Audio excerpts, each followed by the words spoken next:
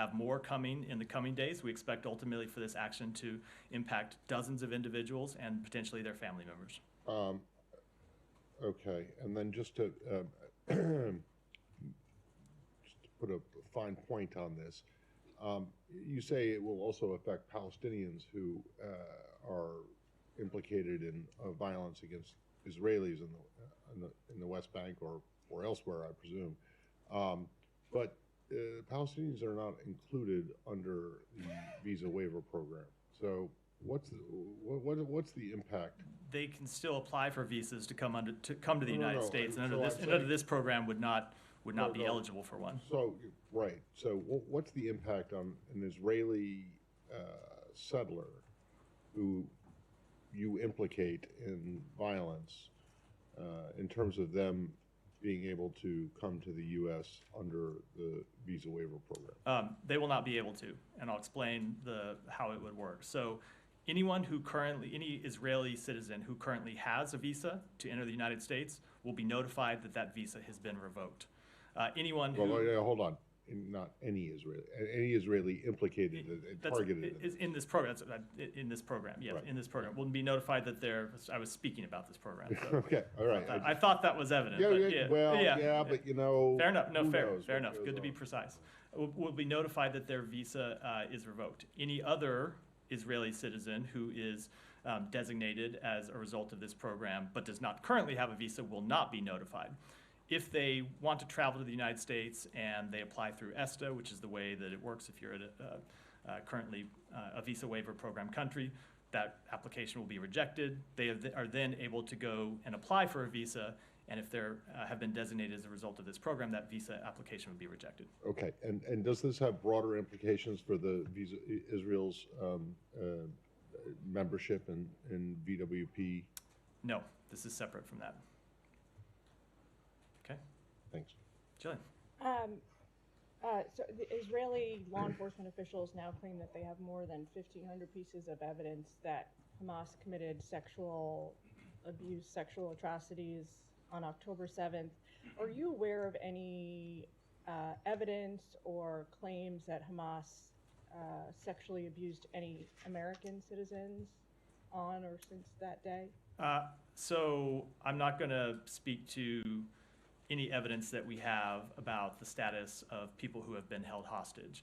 That goes back to our longstanding policy of not talking about the status of hostages and what we know about their whereabouts. We've never thought it's productive to our work to try to bring them home to do so. I will say I'm not aware of reports with respect to American citizens on October 7th. They may exist, but I'm not aware of them here.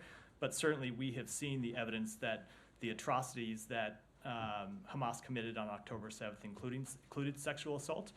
If you looked at the presentation that was made at the United Nations yesterday, it was shocking, horrific. We hope that it opens the world's eyes to what happened on October 7th, because there was incredibly compelling first-hand accounts from eyewitnesses and first responders and physicians about Hamas's sexual violence against women and girls on that day.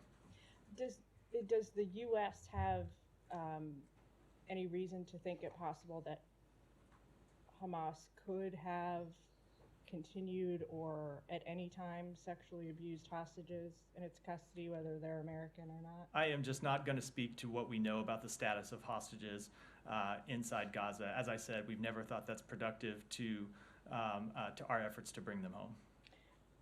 Yesterday you told us that the Biden administration supports the Israeli ongoing investigation into this. Can you share any more detail or clarity about, like, does the U.S. support that effort in spirit, or are you sort of materially helping in the investigation? We support their investigation. If they asked us for any substantive support, I'm sure that we would, of course, be willing and open and ready to assist. I don't know that request will come in. These are all events that happened inside Israel. So when you think about how you conduct that type of a criminal investigation, it's people who are on the ground that would conduct it. And of course, Israel has full capacity to do so. But of course, if they ask for our assistance, we would be ready to assist in any way that was useful. Last question. The parents of Evan Gerskovich told our channel this morning that the president promised them to do whatever it takes to bring him home, and they are I can send you the verbates, but they are essentially disappointed at this point because it appears the administration has not done so. Can you share anything about state's efforts? I will say I saw that interview, and what his family is going through is unimaginable. I don't think any of us who have children, it's hard to imagine your child being held, as Evan has been for months now. Should have been released a long time ago. We have made multiple proposals for his release, as well as for the release of Paul Whelan. We are consistently or constantly discussing this issue with our allies and our partners who can assist us. Not a week goes by without intense activity to bring Paul and Evan home. And I will say that in recent weeks, we made a new and significant proposal to secure Paul and Evan's release. That proposal was rejected by Russia. Shouldn't have to make these proposals. They never should have been arrested in the first place. They should both be released immediately. But we have made a number of proposals, and including a substantial one in recent weeks, and we will continue to work every day to bring Evan Gershwin and Paul Whelan home. There is no higher priority for the Secretary of State. There is no higher priority for the President. Yeah. On that, can you give us any more details on what the proposal entails? I can't. It was we have made a number of proposals now to secure both of their release. We've been public about having done so, and we have always declined to release the details. But this was a new proposal in recent weeks. It was a significant proposal, and it was rejected by the Russians. But it will not deter us from continuing to do everything we can to try and bring both of them home. At what level was that proposal? I'm just not going to get in. Is I'm it just the not going to get. Same channel you guys have been using? We have pressed the importance of this case through a number of channels with the Russian government. I'm not going to get into the details of how we communicate with them, but we have ways to communicate with them. We have ways to make offers known to them, and we will continue to do so. And we hope that we will be able to secure their release. Has there been any communication between the Secretary and Lavrov since their last encounter back? There has not. There has not. On this, I'll come to you next. this new proposal in recent weeks, was it just for Evan, or did it also include Paul Whelan? It was for both of them. It was for both of them, and Yeah, can you it was to bring both of them home. We have made clear all along that we do not want to leave either one of them behind. We want to bring both Evan and Paul home. Right, and when you say the Russians have rejected that, do you mean they have rejected to engage with the United States on this, or they have taken the proposal, looked at it for a couple of days, and then came back and said, this is not acceptable? I'm not going to get into the full details of our exchanges with the Russian government, but they received the proposal. We know that let me just say, they rejected it. This was not a case of them not having responded to us. They rejected the offer that was on the table. Were you able to engage with them on this directly, or was there I'm just not going to get. I'm not going to get into any further details. Leon, did you have Okay. Yeah, go ahead. Did the proposal contain anything about Al-Sukurma? I'm not going to. This was a proposal that related to Paul and Evan, two American citizens who we have determined to be wrongfully detained. It was not for other detainees, and I'm not going to talk to But some of us had a chance last week to meet with Alsu's family. Her husband was in town. What he told us was that her captives had been telling Alsu in jail that the United States does not care about her case. They are not doing anything, in fact, on behalf of her. Can you suggest anything new, anything that we have talked in this room before that would suggest otherwise? So first, we very much care about her case. We care about her. We care about the safety and security of every American overseas. We are following the case closely. We remain deeply concerned about the extension of her pretrial detention. We take seriously our commitment to assist U.S. citizens who have been detained overseas, and we will continue to do so. We have not made, at this point, any further determinations with respect to that case. Can you please come back to a more different topic? Yeah. So Go ahead. Just one more thing on this. When you say proposal, Matt, you mean the United States has offered to release or commute the sentence of two people in the United States, jailed Russians, in exchange for. I appreciate the attempt. When I say a proposal, I mean that we made a proposal, and I'm just not. I understand the question. I mean, can we say proposal for a hostage swap? I'm just not going to get into any further details. Yeah. Go ahead. I don't know if you can tell us, but are the Gershkovich aware about this proposal? I am not going to speak. I'm not going to speak to our conversations with the family members. We always keep those confidential. But they're certainly welcome to. But we never talk about them, other than to say that we remain in touch with Evan Gershkovich's family. We remain in touch with Paul Whelan's family, but we don't talk about the details of those engagements publicly. Just a quick follow-up on the Radio Free Europe, Radio Liberty journalist, also Kamal Shaffer. You were asked yesterday, so Evan was determined as wrongfully detained less than 2 weeks after he was arrested or detained by Russia. But then Alsu was arrested or detained in October, and it's been more than 6 weeks. What is the reason that she has not been determined by the State Department as wrongfully detained? So every case is different. The facts and circumstances are very clear that we're able to look at it. And remember, we are not just looking at an individual case. When we look at that case, we're looking at, among other things, how that individual is being treated in comparison to other individuals charged with the same crimes, for example. So we always are looking at very fact-specific determinations, and that you cannot take one case with one fact set and compare it to another case with a different fact set and say that it means that you can come to the same conclusion in the same amount of time. What we try to do is gather all the information that is available to us, to look at that information, to compare it to different cases, look at a number of pieces of information, oftentimes that aren't known to the public, that are known to the United States government, and make our determinations. As I have said with respect to this case, and as I've said with respect to other cases, the fact that a wrongful detention determination has not been made at any specific moment in time is not necessarily an indication that one will not be made in the future. We are constantly looking at these cases and making our best assessments as we can based on the facts, based on the law. Has the Secretary got the chance to reply to the letter from the U.S. Congress? We just got it yesterday. I'm sure we've not sent a response yet. Go ahead. Thank you. Just to go back to these sanctions, visa sanctions, there's been an uptick in violence in the West Bank, significantly so in the past few months leading up to this war. Granted, there's been settler violence for years in the West Bank.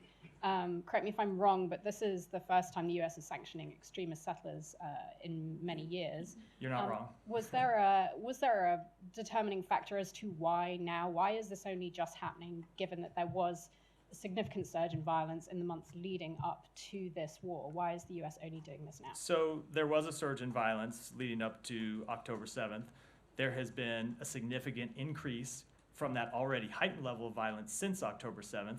And I will answer it by talking about the first thing that we have done, which is to impress upon the government of Israel the conclusion of the United States that they need to do more to take action to stop extremist settler violence and to hold accountable extremist settlers who commit acts of violence.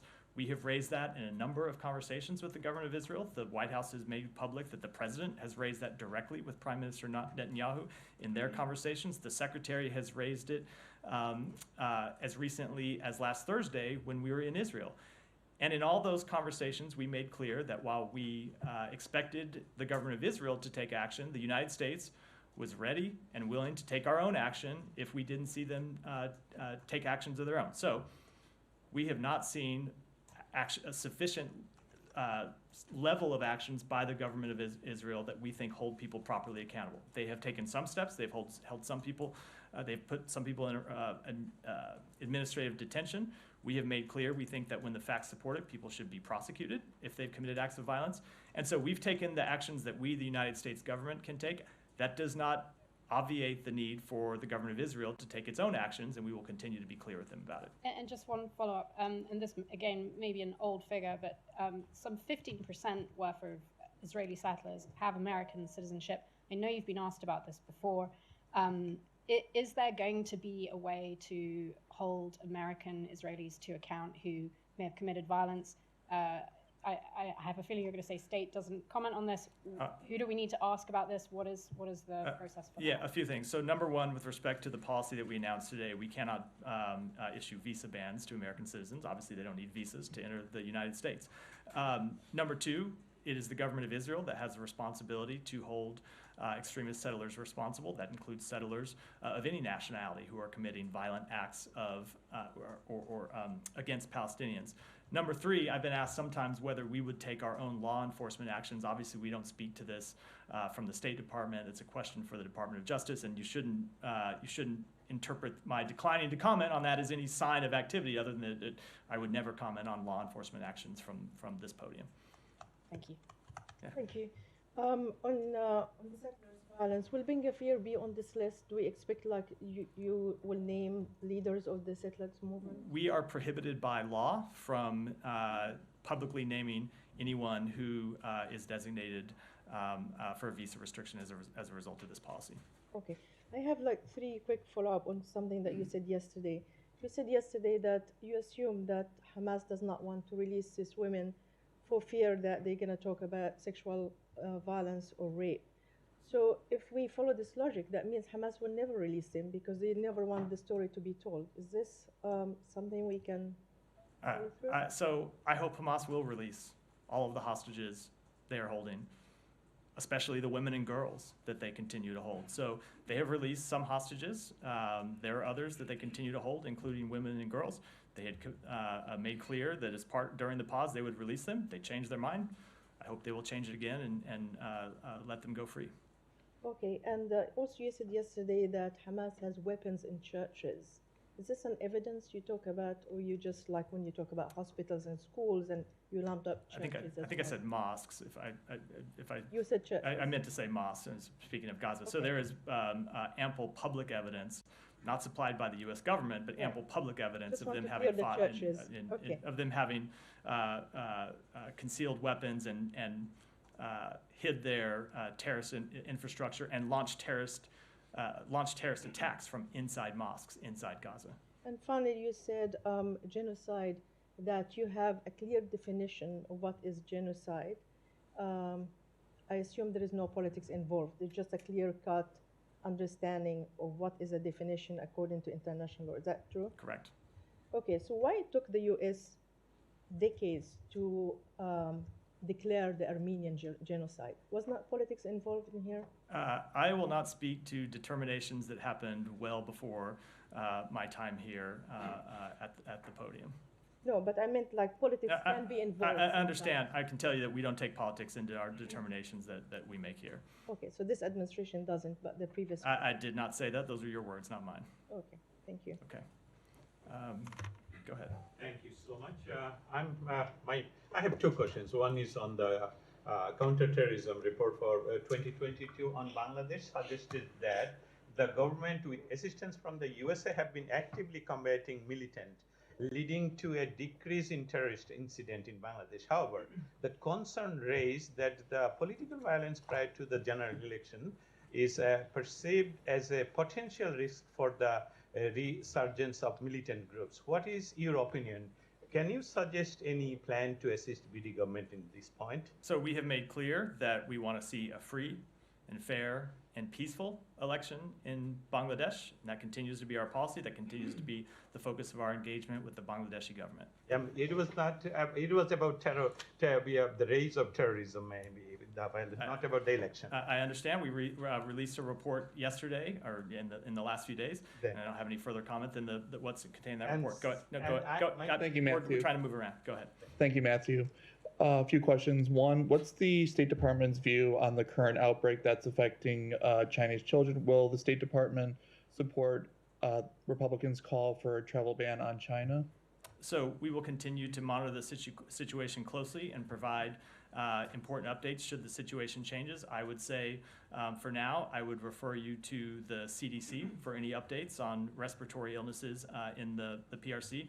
As this point, the CDC has said publicly it does not have any evidence that it's a novel pathogen.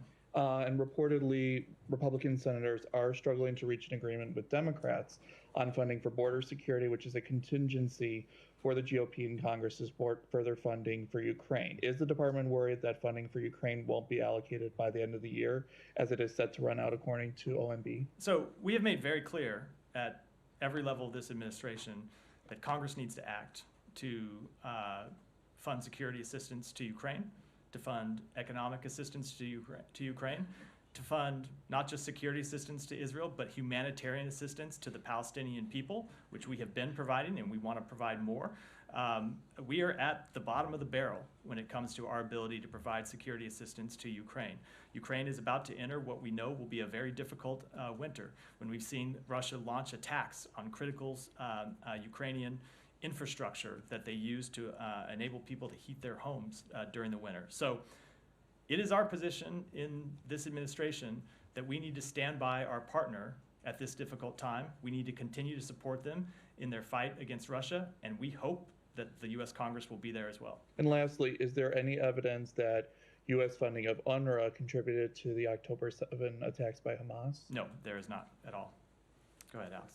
Thank you. The topic of Ukraine. Can you please confirm the report the Secretary will appear on the Hill today to brief the members on the aid to Ukraine? So the Secretary is on the Hill today. He met, or I think is either meeting right now or just concluded a meeting with members of the House of Representatives. After that, has a meeting with all senators. It's the Secretary as well as other members of the Cabinet who are up making the case for why this supplemental is so critical, not just for the future of Ukraine, but for the United States' interests as well.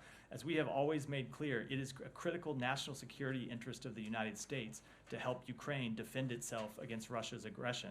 So the Secretary is up making that case. We will continue to make that case in the coming days. We have just a few weeks until the end of the year, and we hope that Congress will act as quickly as possible. Thanks so much. Moving to Azerbaijan, if I may. Yeah. Following yesterday's announcement of Assistant Secretary's trip to Azerbaijan, he showed up, on the Hill 3 weeks ago, and he made a case that there will be, new business as usual, not let's say business as usual with Azerbaijan, as long as they don't, let's say, solve the Karabakh conflict. The fact that he is headed to Azerbaijan, is this a departure from newly announced policy? No, not at all. We never said that we're not going to continue to engage with Azerbaijan. That would be against our interests as the United States of America. We think it would be against the interests of peace and security in the region for us to just drop all of our diplomatic engagements with Azerbaijan. We continue to engage directly with both Azerbaijan and Armenia to make clear, for example, in the case of Azerbaijan, where we have concerns, we've been concerned with the recent trend of detaining journalists. We continue to urge them to respect the human rights and fundamental freedoms of all. It's something that I've spoken to from this podium in the past. And we also continue to engage with them to urge them to seek a durable peace with Armenia. And that's something that will continue to be the focus of our diplomatic engagements. Will the Secretary raise the case, ongoing clampdown against independent reporters during his visit in Azerbaijan? I do not want to preview the comments. He's there. I think he's getting there tonight. He has meetings tomorrow. I should not preview private diplomatic conversations before they've happened. But I will say that human rights is always on the table for the United States of America when we have these sorts of diplomatic engagements. Thanks so much. Yeah, go ahead. Thank you. I wanted to ask first about Ukraine, just following up on that. Has the US given any assurances to Zelensky that funding will continue, or it can give any kind of support if the supplemental doesn't pass? So one of the things about the Ukrainian government is they are very sophisticated observers of the U.S. political system. Now, almost 2 years into this war, we've been engaging with them. They have their own engagements with Congress. I don't think there's any question about the executive branch's support for Ukraine. We don't think there's any question about the legislative branch's support for Ukraine. If you put funding for Ukraine in an up or down vote in front of both houses of Congress, it is our belief that it would pass. So President Zelensky has engaged directly with members of the Senate and members of the House of Representatives. I think they can make their own assessments about where things stand in Congress. But I will say it is critical that Congress act. We cannot continue to fund Ukraine security assistance without additional support from Congress. There's just statutory limitations. We are at the end of our drawdown authority. We've exhausted over 97% of what was allocated. We only have a very small amount left, and we will exhaust those packages in the coming weeks. And so we very much need Congress to act, and we need them to act as soon as possible. And just lastly, on the vessel attacks over the weekend in the Red Sea, Jake yesterday said that they were looking at forming some kind of international task force that could help protect ships as they make their way through the Red Sea. I just wanted to know if there's been any movement on that and which countries have been approached to help on that kind of... Well, I don't have any new updates to announce since 24 hours ago. It's something that we continue to engage in with our allies and partners. And I think the point that the National Security Advisor was making is that this is not, the Houthis' attacks on international shipping is not just a concern, should not just be a concern to countries in the region. It should be a concern to every country in the world because it threatens the global economy. There are ships that come through that area that carry goods destined for the entire world. And so we will work with our allies and partners to try to develop a coordinated response to these increase in Houthi attacks. Does that include Arab partners as well as Western partners? We would welcome support from anyone in this effort. Okay, thank you. Thank you. I have two questions, please. U.S. Defense Secretary said that Israel will only win in Gaza if civilians are protected. In fact, the most who killed are civilians, children, and women. So that means Israel is losing, and when this war will end? I do not think I would draw that conclusion from what the Secretary of Defense said. The Secretary of Defense was making a similar, but I think fairly pointed point, similar point to what others in the administration have made. You have heard the Secretary say that far too many civilians have been killed in Gaza. You have heard the Secretary say that, Secretary Blinken, that Israel needs to do more to minimize civilian harm and protect civilians from harm. That was the focus of our trip to Israel last week, and I think I shouldn't speak to what the Secretary of Defense says because there's another spokesperson across the river who does that, but I think he was making the larger point that the way Israel conducts this war matters, and I will let his spokesperson elaborate on that further. And with respect to the prediction, I just can't make that prediction. Today or yesterday late today, I talked with my cousins. He in Gaza, he lives in Gaza. He's not related to Hamas. He told me, we are hungry, we don't have food, no water for my children, for my grandchildren. He told me everything is targeting human, unhuman, green. He told me this is, you talk about future in Gaza, they will remove Gaza from the map. What are you talking about? So please consider for a while or think if you are if you put yourself on their place, what do you think? What you are going to do? So first of all, let me just say I'm sorry to hear that account. I know it's a family member that is extraordinarily difficult, and I'm sorry to hear it. I will say that what the United States is doing to address that very situation is, number one, making clear to Israel that we do not want to see this campaign conducted in the South the way it has been conducted in the North. We are 4 or 5 days into this campaign in the South. It's just started again after the pause.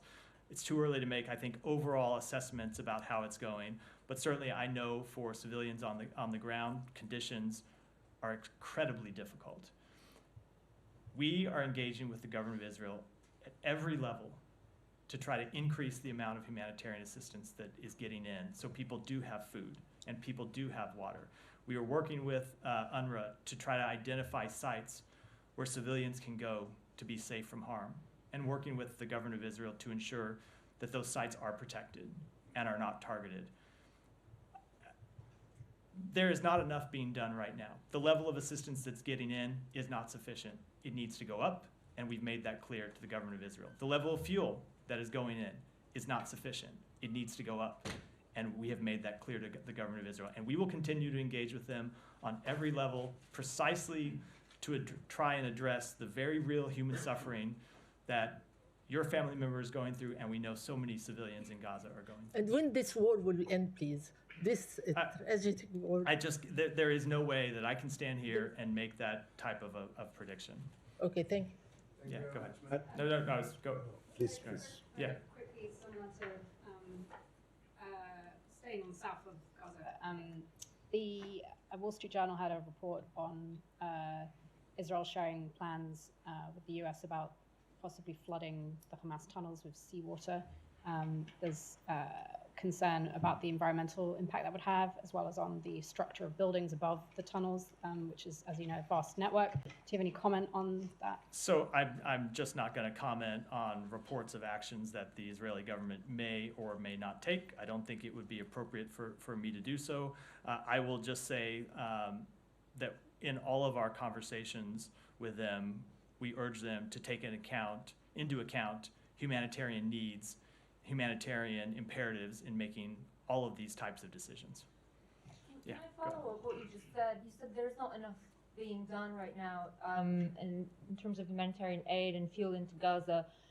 You mean that Israeli government is not doing enough?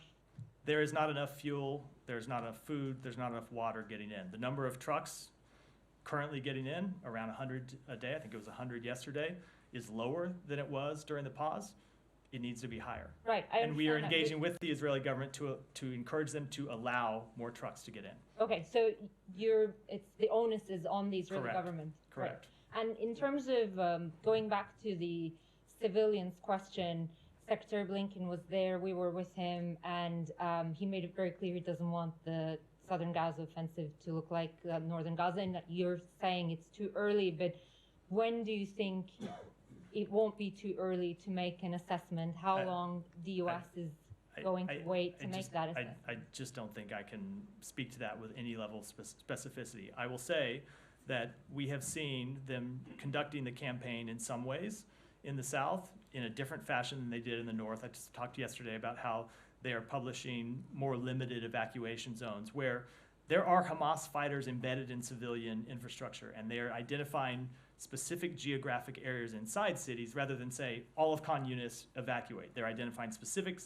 areas where they know there are Hamas fighters embedded, and they want to be able to take a legitimate fight to those Hamas fighters, and they're asking people appropriately to evacuate from those areas. That is a difference from the North than what happened, or it's a difference from what happened in the North in their campaign there when they asked the entire city. But let me just finish. That said, the point that the secretary made to them and the point he made public, or that he said publicly, is it's not just intent that matters, it's results. I very much get your question. I think 4 days into this campaign is a little too early to draw any definitive conclusions about results. But we will continue to monitor what's happening, and we will continue to press them to do everything they can to minimize civilian harm. And when we have differences with how they're conducting their campaign, we will make that known to them, as we have since the beginning of this conflict. Right. But I mean, do you have any expectation that in the coming days they're going to shift to different tactics? Do you have any anticipation that they're going to use airstrikes less and more surgical ground offensives, that you think in its entirety it's going to look different and there will be a smaller, or like a reduction in the death toll? I'm just trying to understand why you guys are waiting. I would say I don't think it is appropriate for me to comment on what the military campaign might look like in terms of airstrikes versus a ground operation. It's an ongoing conflict. Those are obviously sensitive decisions that the Israeli government has to make. I shouldn't talk about them from here. What we will talk to them about are how they conduct those operations, and we'll continue to do so. Matt, can I just ask Yeah, go ahead. You said it's too early to make a definitive decision on, but what about an interim decision? I mean, surely you've seen enough in the last 4 days to, come to a conclusion about whether the Israelis are following through on what they committed to you, not just on the intent, but also on the result. And I'm not asking for a final grade here, and not even maybe a midterm grade, but it's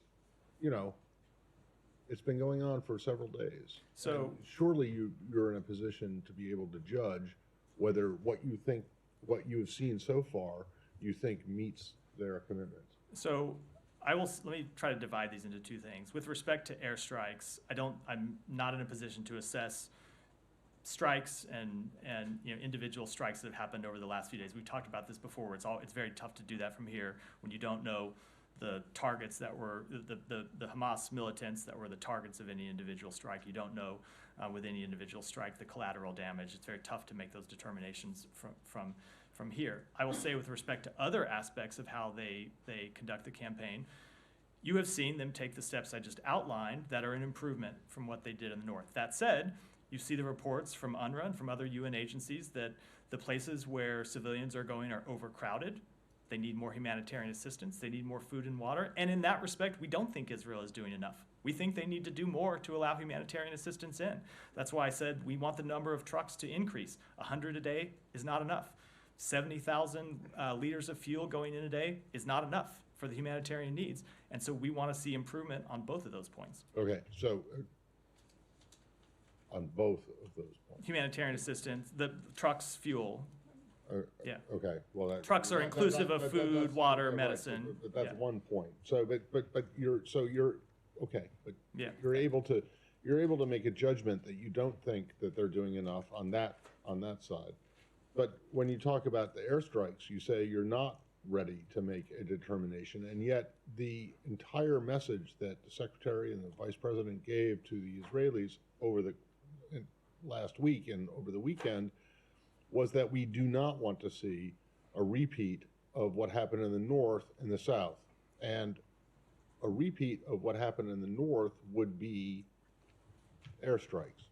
It's so a few things. Number one, it has never been our policy that Israel should not conduct airstrikes. I'm not Full stop. saying Yeah, I know. I'm not saying I'm it just making that clear. There are legitimate military targets, including high-value targets that they have a right to go after, because those Hamas fighters have said they will continue to launch individual attacks.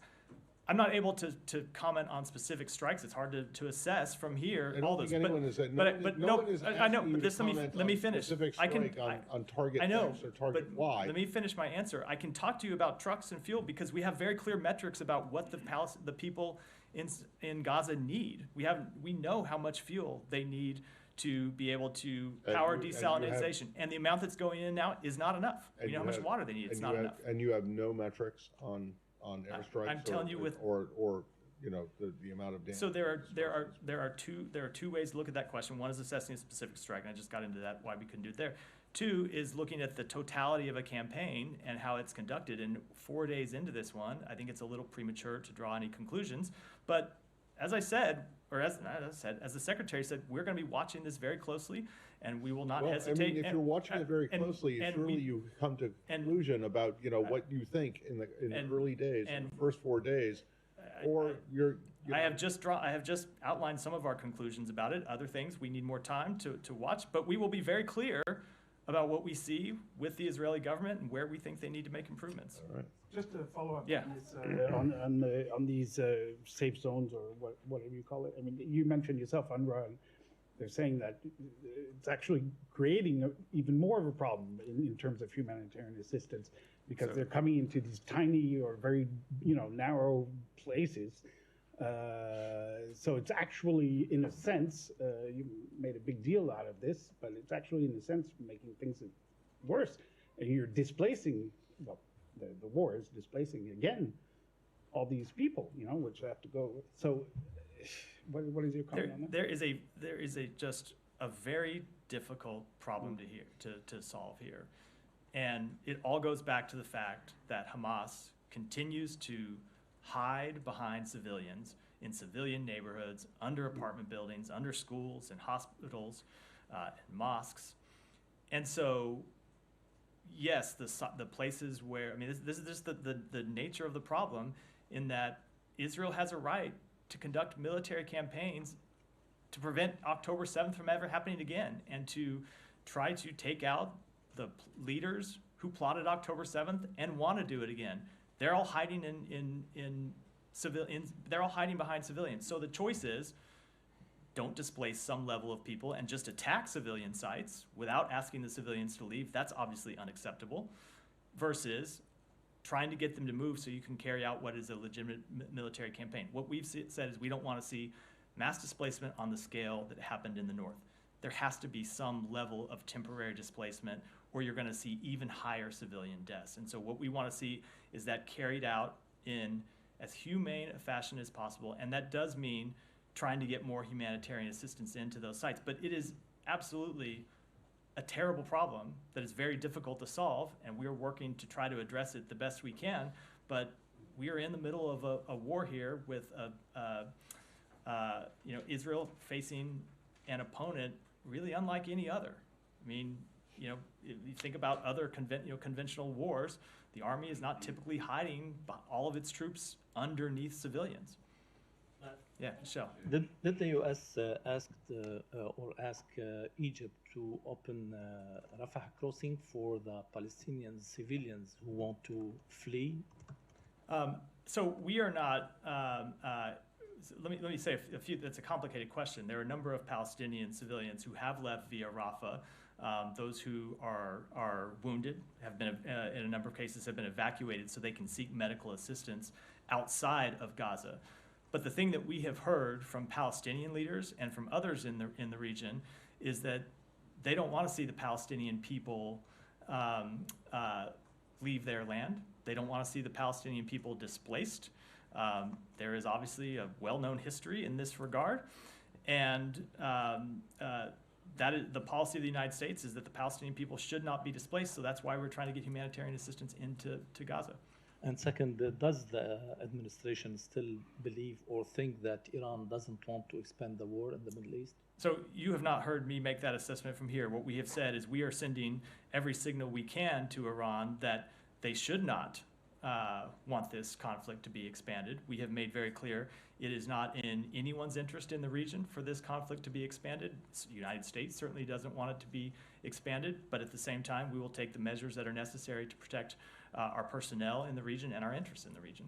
Thank you. Are you guys aware of any Americans who are among the 16,000 who have been killed in Gaza? No, we again have this one person that we've had reports of a death of an American citizen for several weeks now in northern Gaza, and because of the situation there have not been able to verify that report, and we've not received reports of any additional Americans other than that one that we have not yet confirmed. And do you have any information on how this person was reportedly killed?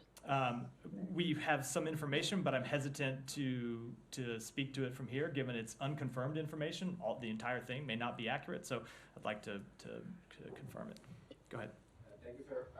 So we have seen your comments yesterday regarding India's failed assassination attempt on Khalistani Sikh leader Gurpratap Singh Pannu in New York, and you directed journalists to the DOJ.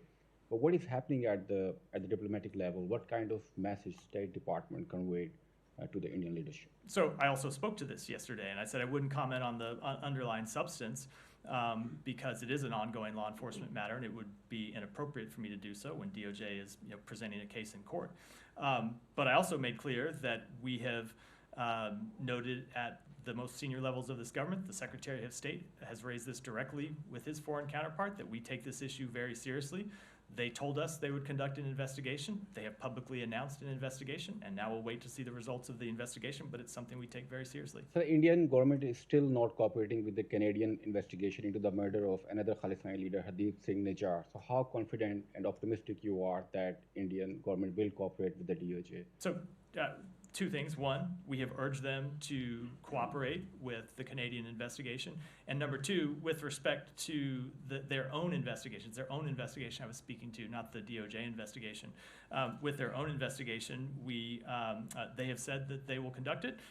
We are looking forward to seeing the results of that investigation, and I'm not going to make any assessments, obviously, before the investigation itself is completed. So do you think this is an attack on the U.S. sovereignty?